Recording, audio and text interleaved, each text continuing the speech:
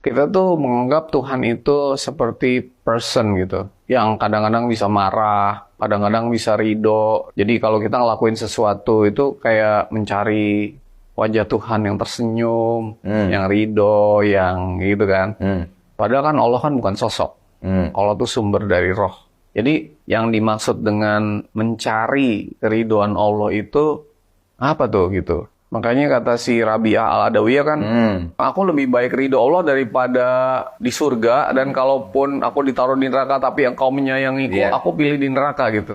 Assalamualaikum, selamat datang di Ngaji Bareng dari Lisan Menuju Kesadaran. Kembali kita akan menyelami ayat-ayat Al-Quran, kita akan meresapi, kita akan masuk kepada kesadaran-kesadaran dari ayat per ayat, ayat bil ayat, untuk kita menggunakan Quran sebagaimana mestinya, bukannya untuk dibunyikan, dihafalkan, dihatamkan, tetapi Quran sebagai petunjuk, dan aliran yang terjadi itu adalah Quran yang sejati, tidak pernah ada di luar tetapi di dalam.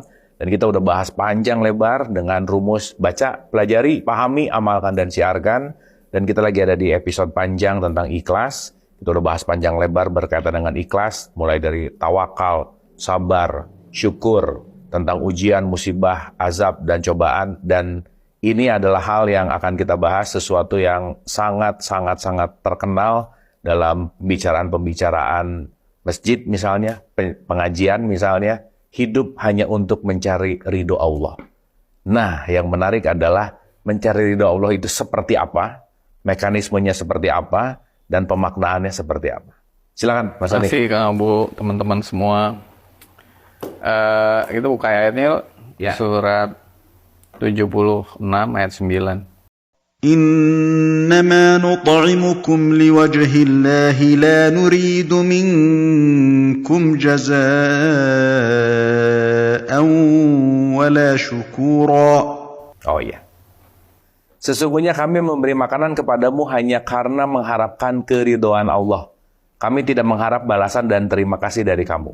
Ini ayatnya banyak ya. Ya. Misalnya ada lagi surat 2 ayat 207 misalnya. ومن الناس من يشري نفسه ابتغاء مرضات الله والله رؤوف بالعباد. Dan di antara manusia ada orang yang mengorbankan dirinya karena mencari keridhaan Allah, dan Allah Maha Penyantun kepada hamba-hambanya. Nah, ini menariknya gini. Kita tuh menganggap Tuhan itu seperti person gitu. Yang kadang-kadang bisa marah, kadang-kadang bisa ridho tuh sayang misalnya gitu kan. Jadi kalau kita ngelakuin sesuatu itu kayak mencari wajah Tuhan yang tersenyum, yang ridho, yang gitu kan. Kalau di mana, di radhiyallahu anhum wardu'an, Allah ridho kepada mereka, mereka juga ridho kepada Allah gitu. Nah, ini kayak orang yang itu tadi punya bisa sayang, bisa ridho, bisa benci, bisa marah dan sebagainya. Padahal kan Allah kan bukan sosok.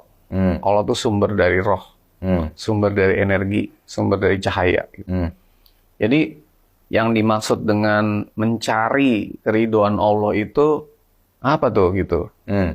Apakah mencari itu biasanya kan di luar ya? Ya. Kalau di dalam menemukan kan gitu ya? Iya, betul. Nah, jadi ini mungkin kata-katanya perlu dikontemplasikan kembali.